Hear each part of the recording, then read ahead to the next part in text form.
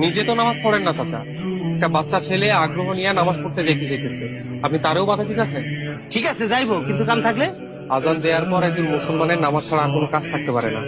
দোকান বন্ধ করে আপনি চলেন আমার দোকান। তোমরা যাও, আমার গোসল দিতে হইব। তা তুমি ভিক্ষা না করে কাজ করলেই তো পারো, তুমি জোয়ান জান মানুষ, তোমার তো ভিক্ষা যায় না। স্যার যে যেই কাম শিখছে এত সেই কামই করো। তা নামাজ পড়ো? হ্যাঁ স্যার, মাঝে মধ্যে পড়ি। শোনো, নামাজ মাঝে মধ্যে পড়ার কাজ না, মুসলমানদের জন্য 5 ওয়াক্ত নামাজ হলো ফরজ, আর এটা বাধ্যতামূলক। আসো নামাজটা পড়ে আসি। যে স্যার আমারে না হয় এড়াই গেলেন, আল্লাহরে এড়াইবেন কেমনে? আরে গেলাম কই, একটু তারা ছিল। আপনার আবার কিসের তারা? আজান দিলে মুসলমানদের তারা থেকে মসজিদে দিবে, আপনার তারা কোন দিকে? কইলাম তো একটু কাম ছিল। নামাজ আগে বাকি সব কিছু পড়ে, সোজা মসজিদে যান। জান কইতেছে চলেন। ওয়ালাইকুম